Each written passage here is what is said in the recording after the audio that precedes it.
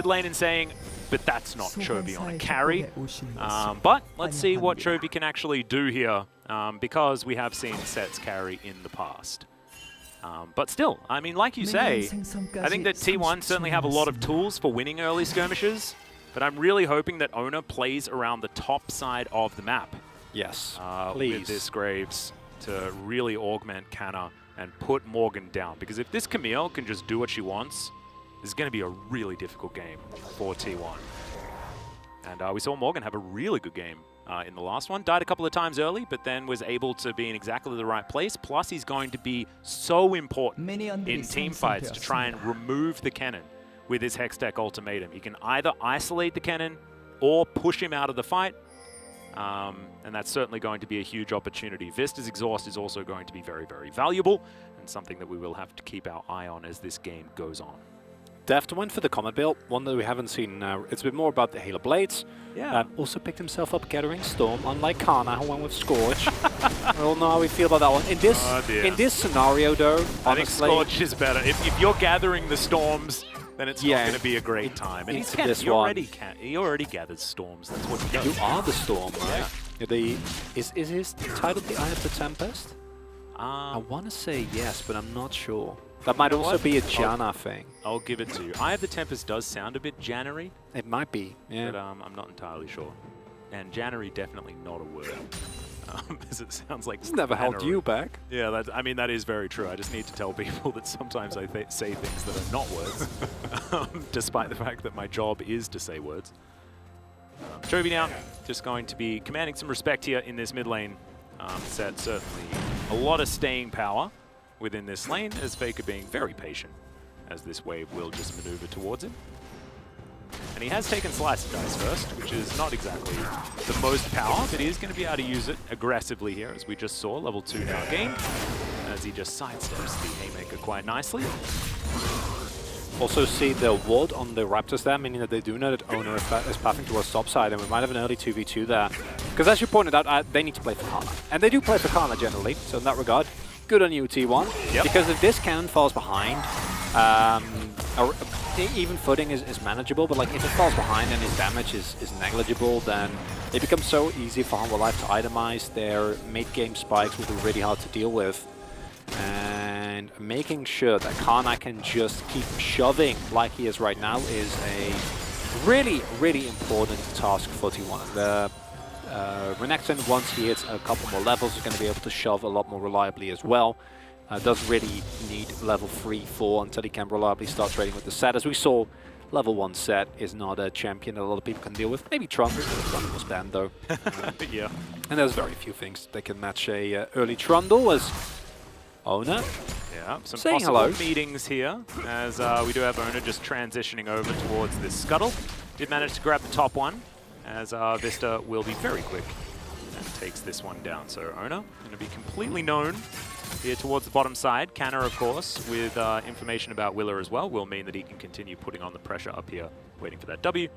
Try and get a little bit more damage onto Morgan, who's playing very respectfully into the early cannon, as you definitely want to do. Oh yeah.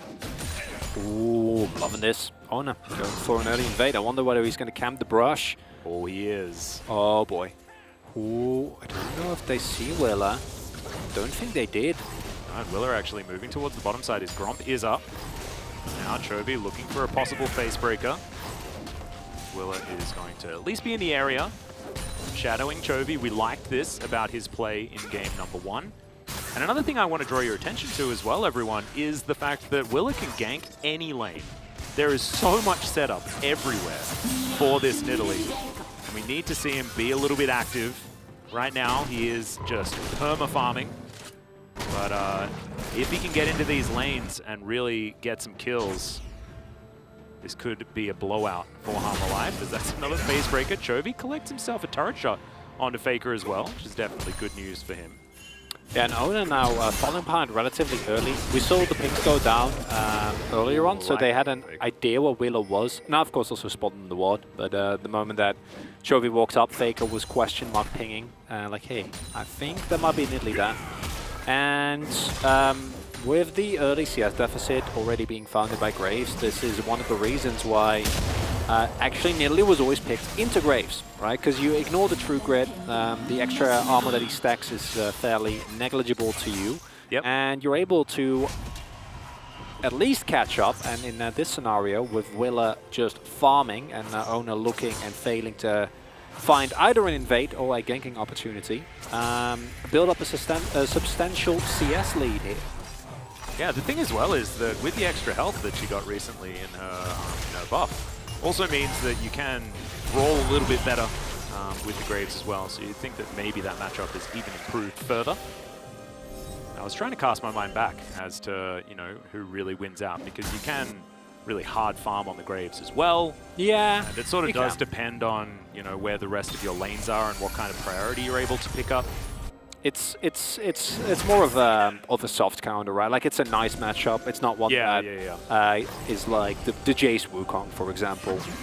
What we've seen, what it can do as Scuttle Skirmish. Yeah, and seeing the bottom lane as well try and tussle for position down here as Gumayusi taking a lot of damage. Has to flash as Willa looks to try and get in there. Did utilize his Abyssal Dive as now Harmalife Esports moving back towards this Scuttle, but it's just the remnants. The rest of T1 were able to get it, but now double flashes down for the bottom lane of T1 in trade for just a bit of Shellfish. They got the Crab Atlas, so Owner calls his worth. I don't think the T1 bot lane does. No. Because in a level, Death will have his ultimate available, and getting rid of that one is a lot harder now. Yeah. Already used here as Faker's positioning, quite aggressive. He will run out relatively soon, just using that to push out this wave as Ona paying a bit of a visit towards the bottom side as Keria does not find the Zenith Blade, but does hit it onto the minion wave to help Guma take it down a little bit faster potentially. As we do have Willa here in the vicinity. His positioning around the map has been leagues better than we've seen in previous matchups. Willa really has his jungle sense in order here today. Yeah, looking really good. Him and Owner basically continuously running into one another, having the same idea consistently. As unfortunate trade there. Really nicely done by Chovy as well. One of the things, of course, that you want to ensure is that you're actually able to get off your Haymaker. So comboing it early on in the stun of your smash is kind of required. And while all of this has been happening, I called for Owner to play for Kana. That hasn't been done, but as we see, that is a favorite matchup. Yeah, it's a pretty good matchup, especially here in the LCK. Yep.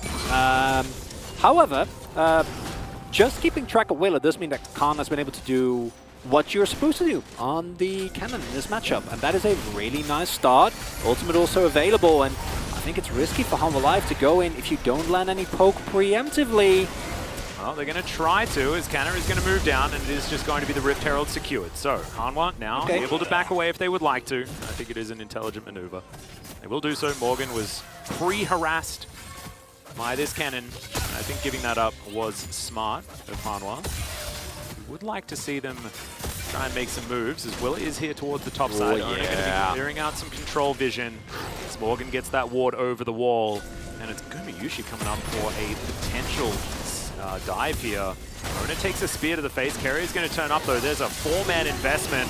As hookshot comes down, Morgan is going to be able to make it out as Chovy finds the ultimate, flashes forward. Faker in trouble as he's not going to go down just yet, but he does have to flash. It's a trade. As both of the mid laners now without their ultimates or their flashes, but it looks like Chovy will be able to grab himself at least a plate here.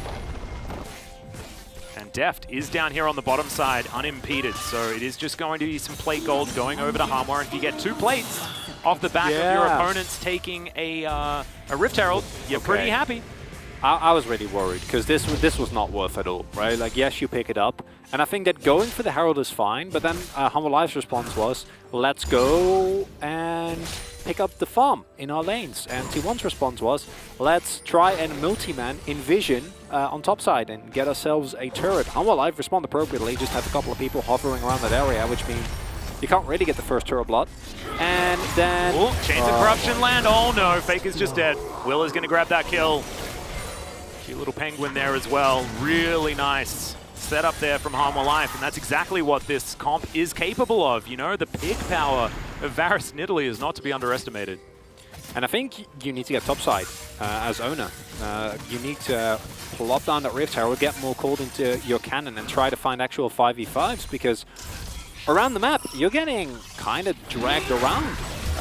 Faker just face-checking the brush, not even suspecting that someone might be hiding in there. And it's exactly those type of mistakes that give Hanwha Life a much more comfortable game. Because we talked about the solo AP source on T1, it's Kana. Well, same can be said for Willa. And we've seen Peanut show what being the sole middle AP source can do to a team. T1 not really having anyone that loves tanking spears. Carrier can, but still doesn't feel amazing and have to use the Eclipse whenever he does. So Willa getting fed is really big for Hanwha.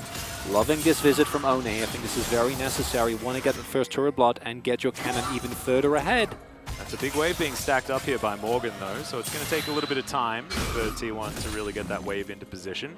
I'd like to draw your attention to exactly why I don't like Graves Renekton, by the way. There's this thing called Bramble Vest that Chovy has built, and it makes being Renekton Graves a really horrible thing if you're trying to gank that particular lane. So Chovy is very comfortable right now, as we can see. Currently with a slight level advantage, but also 20 CS in the lead, which is a pretty Chovy thing, but also really going to make things a bit of a worry, as Shelly is going to pop a noggin into the top outer turret. Yeah, Cannon's about 1,500 gold up now. Yeah, he's pretty massive. Okay, so this is going to come down to how can T1 utilize this monstrously fat cannon. Morgan again falling behind. We saw last game, they didn't really deter Morgan at any point as Faker. Yeah, there's the Dominus. Chovy does have his ultimate available as the Haymaker. He was just holding onto it. Just going to walk it out. Faker knew that he couldn't really go too aggressive there, and no flashes for either of these mid laners. Chovy wants to be able to get some of this experience, but knows that there is some looping coming down here as Willa turns up, try and at least play some interference. He will look to try and deny whichever plates T1 are going to go for, as Chovy, Pit Grit, helping him out here. Zvista's going to move up as well. Did move over a ward, but knew that he did. A Solar Flare comes down, and he's just dead. Carrier's able to pick that one up, actually, and Chovy overstaying his welcome in the mid lane. Very clean CC chain from T1. If you mess that up even a little bit, Chovy gets his Haymaker off. And then, I don't know what happens, but it's definitely bad for T1. Oh, it's worse than whatever happened just there, because it's pretty nice. Oh, that was great. That had no downsides. We love that if you're a T1 fan. As Hanwha Life, doesn't quite work out. Chovy also clearly feeling very safe underneath his turret, and a play that needs to be executed well is indeed the case, as Def now sailing on his first item. Those arrows hurt. Nice sidestep by Guma, using his Swifties. Oh, well, that one dodged. Yeah. That one definitely hurt. No Drake has been taken yet, and I think as T1, you have your Proto Build and Cannon, you have Teleport. Go find yourself some 5v5s. Yeah, I think it's a good idea. I like that idea. Is we've got Morgan down here. He's got his teleport available if there's anything he does want to answer. A couple of these plates have been taken 10 seconds until they do fall all the way down. And Hanwha Life are just going to come on over and take this Drake down very comfortably. As now Faker going to be able to slice his way out, so he'll be okay. Thank you, Mr. Guma, for the trap. Really appreciate it. Yeah, Carrier taking a little bit of damage here from Def, as they'll take the long way around to defend this outer turret in the bottom lane. And this is something that, unlike last game, T1 able to actually get themselves a substantial lead. Last game, they got ahead at 15 minutes, but it was very minute and more of a joke than an actually relevant game state. Yep. In the current situation, though, it is most definitely something you're going to feel good about. Of course, Oni does get spotted. He doesn't spot the ward himself. But this is a Cannon, and while I think that Cannon can do fine, has enough with how fed he is 1v1 threat, I want to see him utilize that pick. Faker might try to go for this play with Carrier again, but Chovy, he's not going to fall for that again, has the flash available as well. And I want to see T1 force Hanwha Life into situations where they need to actually engage in 5v5s. Ooh, phenomenal spear there from Willa. Faker does slice his way over the wall. Shirley now under fire. Some of these spears are landing. Deft now Carrier. getting into position as Canna. His position's known. Dominus has to be popped as Carrier dives on in there. Instant devour there onto Deft, who's now getting out, trying to get the damage down.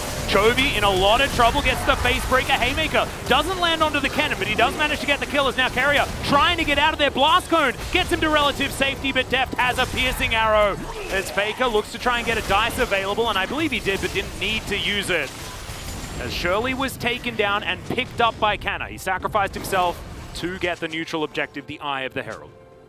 Disaster for T1, because the one thing that they want to try and get done, which is utilize the power of this cannon in a nice 5v5 fight, doesn't come to fruition at all. It's a beautiful devour from Vista, and I'm not sure what the stun was, but Kana was basically unable to actually get onto the enemy backline, even using his flash.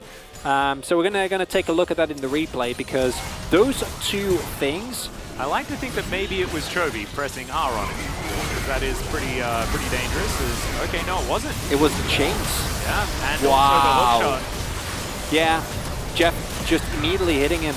That's really big, because you see there's no backline access. These health bars are full, and then Cannon does nothing. Yeah.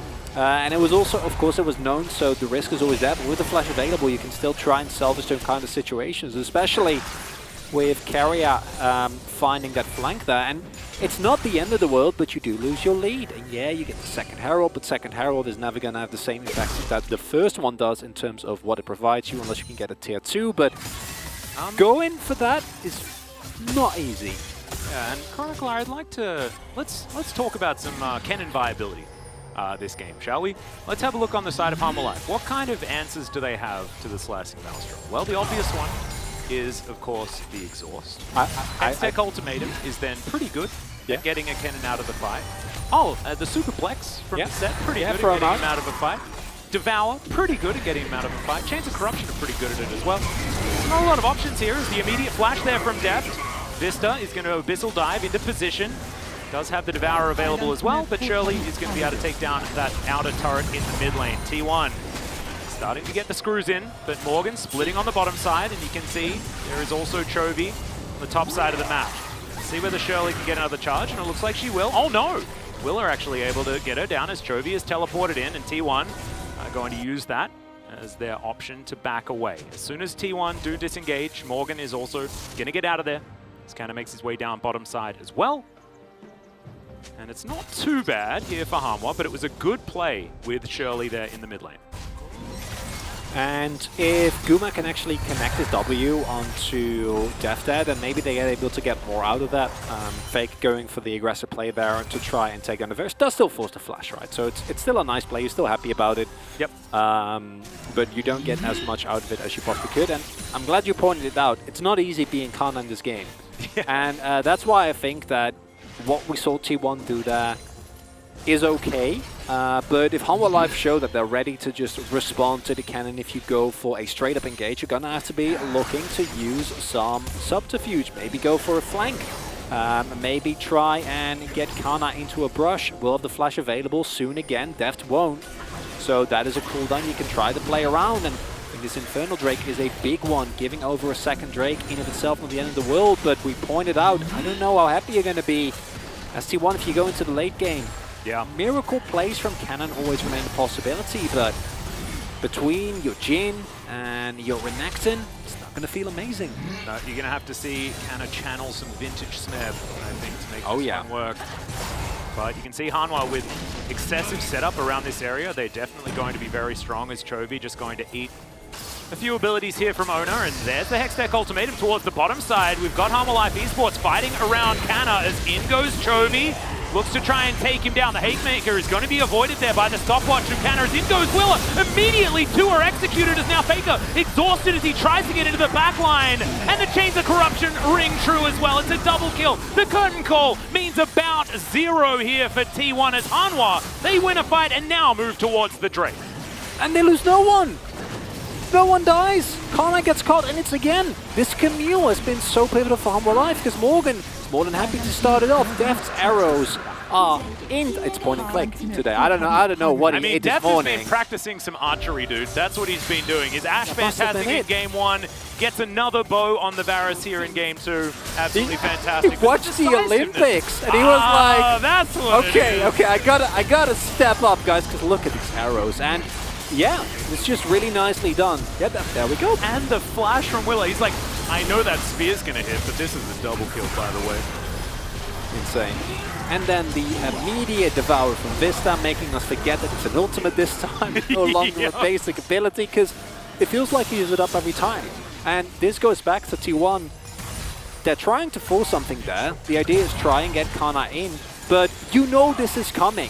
And the moment that Ona gets those trades on Chovy, you need to respect the lockdown potential of Camille. Camille can just hold you there for a short amount of time. And the moment that Kana uses ultimate, I think as T1 you need to peace out there. I think you just say, okay guys, Maelstrom's gone, never mind. Let's just run, let them have the Drake, try and maybe get some control on top side. Because Hanwha Life's fights are just, Are we double pogging Deft today? Yeah, is that what's happening? Well, that's how I'm feeling right now, Atlas. I'm telling you that. The same way. He's got a 2,000 gold lead right now, 2-0-4. Currently 100% kill participation. 8 kills in 21 minutes is pretty LCK of this. But this game has just been played beautifully by Hanwha, and it's off the back of their last game as well. And it's two very different compositions as well. I mean, this comp requires a lot more setup. The other one was far more chaos-centric, right? Whereas this one, you want to set up around objectives, get that poke to land, things like that, and then play around who you can pick off. And they've been doing it beautifully. Now they're going to start off the Baron as Deft, not actually seen here over the wall. Ona's bot side. This is gone. Yeah, no, this is a free Baron. This is just... teleport going to come through here is Deft. How do they know? Spotted by Carrier. Vista is in the area. T1 do know what's going on. It's just gone. Carrier's Eclipse now on cooldown. And yeah, this is a real dead Baron. That's free. Oh, man. Hanwha Life.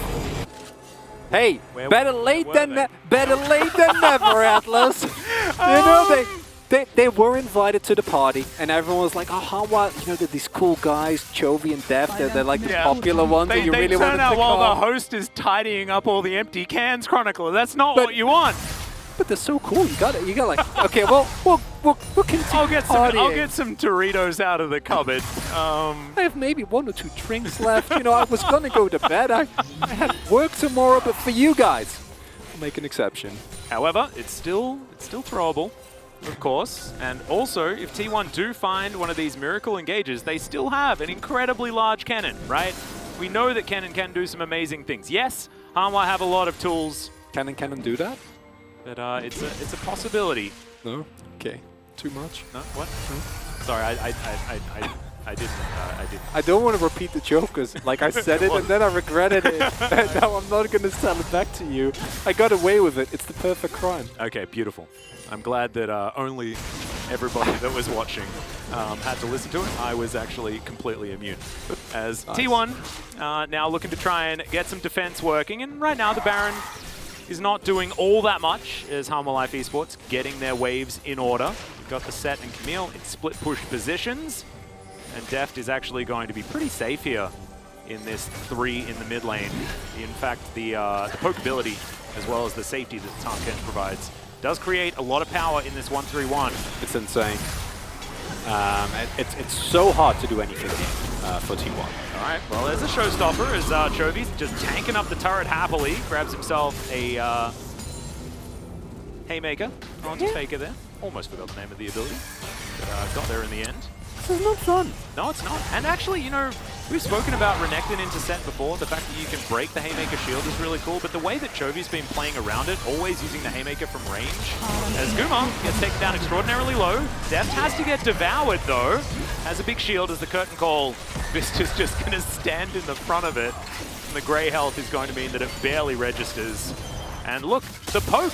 It's registering. They're sending the members of T1 back, and this is huge. It creates man advantages and means that now this suffocation will continue. And it's not only these turrets getting sieged, it's the jungle being eliminated. It's Hanwha just continually extending their leads. You're also denying T1's win condition, because T1 is looking to either find assassinations, which Vista has been very diligent about not making happen, as this Drake certainly going to get taken. But you lose both sides, right? We see that Chovy can basically dive Faker. Like, Faker will stay alive, he can clear the waves, but that's also all he can do. If you look at the item disparity that is available there, with Chovy having 2.5 items and Faker sitting on like 1 and a little bit. Yeah. And Kana, he's fine clearing waves again, but like he's never going to be able to match the Camille. Hasn't even finished a second item yet, but once that comes through, that matchup in terms of 1v1 is also not really something that I think you're going to have a lot of pressure in, especially as Morgan is approaching level 16. And then what you want to do as T1 is fight, but Humble Life just not giving you the opportunity. You're standing there in mid lane, you're like, maybe we can collapse upon them, and then Deft hits 2 arrows. And then that's that. As this is a trap. Yeah, they've set it up here onto Morgan. Let's see how well he navigates the situation. Does he know? Does. Well, he now does, as the hook shot will come down, but he goes golden. There's the flash to get him over the wall. Owner now trying to chase after him. He gets himself a bit of a shield, but that is going to be the Camille going down. Pings now onto the inhibitor turret in the mid lane as T1. They're going to have to go back and quickly. They want to defend this, as Humble Life know that they do have a window to try and take this one down. Chains of Corruption go wide, as Willa getting some damage onto the turret, but it's not going to fall. So, success here for T1. Oh, look at that ward. Look at that. Look at that control ward there. In the T1 jungle. Possible flank options. See some plays there, but it is a big risk with the Baron coming up relatively soon. Don't have to win. And they can just pick up a turret here, right? So you're going to feel happy regardless. And when we lost Vision, that was 2 people in that brush. By the time that Morgan actually got caught, it was 4 people. It was all another party being thrown. And Morgan was indeed there on time, although I think he didn't want to be.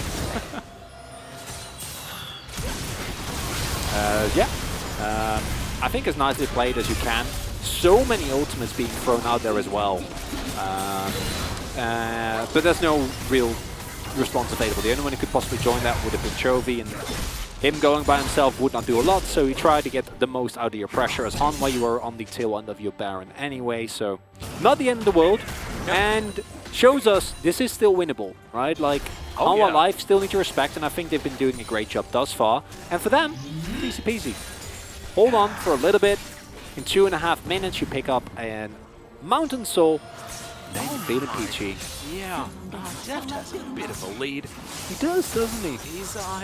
He's a big boy in this game. Guma, though, will still be relevant. Able to get these curtain calls from the back line, but did have to go for a bit of a rough build. Going for the armor penetration second is always a sign that you are not feeling like you are on the front foot. As these items do start to come in, the Jhin will still be rather scary, unless he's up against Chovy or Vistra, I guess, because they are extremely tanky. Let's have a look at this. You can see Deft picking up loads of items. He's managed to collect 3 now, in comparison to just the 2 from Guma. He's got a pickaxe there, but not going to be writing home about that one, as piercing arrows really do hurt. Yeah. Like I said, it's either a cannon flank or Owner, as he's been doing very diligently, might I add, is going to finish his Infinity Edge and is going to one-tap someone. But the problem that comes with that is that there are 2 stopwatches, a Zhonya's, what I assume will be a Guardian Angel, and also, you know, trying to 100-0 Camille is generally not the most fruitful of endeavors. Indeed. And a Devour, and an Exhaust. So that is, there's so many layers that you have to get through as T1. As you pointed out already, I don't think that comp skills exceptionally well. You can team fight, I think, no matter what, and you can win that way. But when it comes to 1v1, Hanwha Life have been the better party throughout the entirety of this game. Morgan can now get the shove in the on the bot side wave. Would like if they send someone to top, and it looks like Chovy is maybe thinking about that, but I think now it's Hanwha Life with 40 seconds on the clock. You want to just go invade the enemy bot side jungle, try and set up as much vision as you possibly can, and guarantee that T1 is at the very least going to have to eat some spears and or arrows if they want to try and contest this trade. Indeed.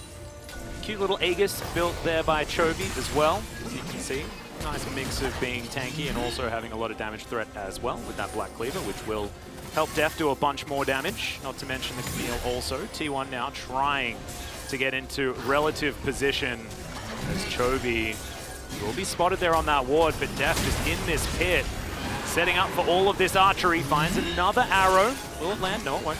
Spears also going a little bit wide as Hanwha wanting to now start this one off. Chains of Corruption will go wide as Owner will lose half of his health bar afterwards. Hail of Arrows coming in. Another Spear is going to miss as Deft is going to take a bit of damage there. The Drake not as angry just yet as Chovy now looking to fight Faker. You can see it's a lot of damage out of this set as Faker is going to try and take the fight to him. Oh my goodness, Kerry is just dead. The showstopper lands onto Faker and Chovy is looking for this 1v1, finds the facebreaker, and he will just take down Faker now. Canna gets exhausted and just tries to lightning rush his way out, and Hanwha are still looking to chase, but they've taken 2 down. They should be able to take the Mountain Soul, and this game is really starting to blow away from T1. The stakes are so big here, right? Because if T1 lose this, that means as a Gen G fan, you're ecstatic. Because if Gen G then finds the 2-0 over Nongshim in the next series, Gen G get a bye. They're second. It's crazy. It's insane. They're 5th at the moment. Oh man, this swing will just be ludicrous as well as this is the Pope. This is the danger. As Chovy as well, I mean, he's built for exactly this 1v1, right? You never win that. I mean, Faker's trying to set up, right? Like, he knows when he starts that either he's trying to zone Chovy, so the rest of his team can actually make a play, or they're looking for the collapse. Which, of course, collapsing on set, never the most relevant damage. But what do you do? While he decided to do that, Carrier just got popped from a million miles away. Yeah. And then he's stuck between a rock and a hard place, which is something that happens a lot here on the Mountain Rift. However, it's not what T1 wants. Chovy has now got the experience advantage. Morgan actually ahead of Canna now, and we are starting to see the pendulum swing in favor of this Camille.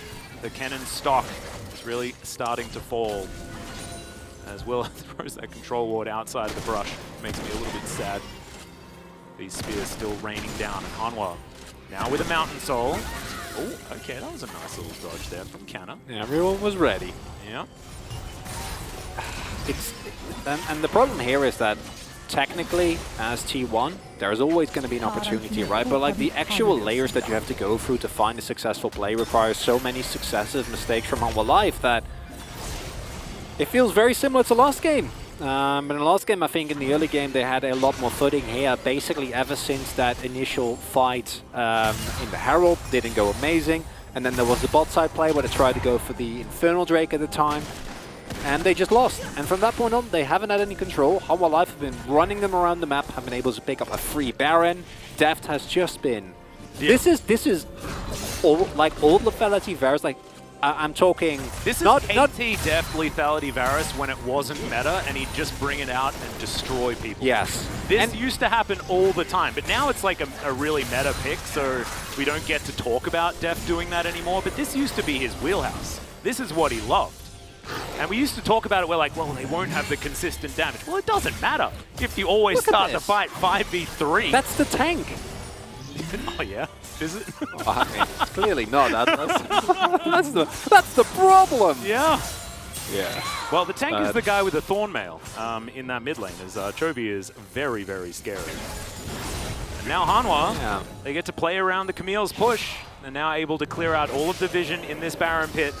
Oh, goodbye. Yeah, Canna. Oh. Okay, Morgan's going to cancel it. I mean, it doesn't matter. If they go for him, they have to go in, otherwise kills good Kana. stun. Hextech Ultimatum comes in immediately. It's the Zhonya's and the Slicing Maelstrom, but still don't know whether you win this. There's another hookshot comes through, doesn't get the stun. Tactical sweep misses, and the flash forward from Guma will secure the Camille. But now, there are 2 that are missing from this area. Showstopper comes on through, and immediately the Graves is just dead. A little bit dangerous, but not able to get that smite off.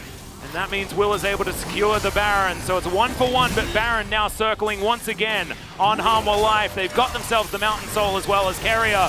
Yeah, slowed and will be taken out here. Gets the Zenith Blade, but it's a little bit sad in the end. Guma's going to get exhausted as Vista is just chasing after him. He's got the Devour. Can actually eat the Jhin if he wants to. Now Chovy's just underneath this turret, ignoring its potential damage. Gets himself a shield from the Haymaker, and they break open the base. Canna is going to hold on to this minion wave, so at least they're not going to lose the game off this one. as with that zoom out, the back looked really, really cool. As this inhibitor not actually going to be taken, as Hanwha now move towards this inner turret on the top side of the map just to get as much gold as they possibly can. And this gold lead is really starting to get into danger territory. They already had a comp that was happy to scale, and they have just taken everything they wanted this game. T1 have been dancing in the danger zone for like the last 2 games, right? Because the only reason why this works out is that it's a nice execution by Kana, who gets a lot of damage done. Morgan also not quite landing the hook shot flash there. And also Guma is there, because I think otherwise he might still lose, right? Like that is still There were a lot of things that went right for Kennen, a few things that went wrong for Morgan. I think the late flash was a little bit sad, but he still does his job. Like, this is exactly what you need. Yeah, it doesn't matter. Like, Morgan knows the moment that he cancels his back there, it's like, yeah, I'm just going to roll tension. Well, as soon as he dies to Jin as well, he's like, all right, guys, you can go, 4v3. I'm going to be, I don't know if the Jin is there. That's the sad part, right? Oh, no. As we can see here, doesn't quite get gobbled, as he does have to invest his own flash. But it's Hanwha Life. You can't walk up. You can't fight them. What can you do? I have absolutely no idea. Well, the showstopper's going to come. Oh my goodness! What happened to him? He exploded. The Jin just popped. Oh no. As Faker, he's going to pop the Dominus, looking to try and keep a hold of his Nexus turrets. Canna also just explodes, and Hanwha Life Esports, they've hit critical mass, and T1 can do nothing about it. The piercing arrows are raining down Carrier. I don't know where he was walking, but honestly, it did not matter, as Hanwha Life will do what none of us expected and get the 2-0. Over T1. They've done this before. Hanwha Life Esports upsetting T1 is not a thing that we have not seen, but it wasn't what we were expecting today, but it's a beautiful sight for a lot of the Hanwha Life Esports fans. Of course they get the 2-0 Atlas. Business as usual in the LCK. It is known, Chronicler. It is known. I don't really have an appropriate response to this. I gotta admit, it's a bittersweet win. It's a bittersweet win for Hanwha Life Esports, and it is a rough loss. It is. Yeah, let's go into Hanwha first, because for Hanwha, this is of course not their final game of the split. I think.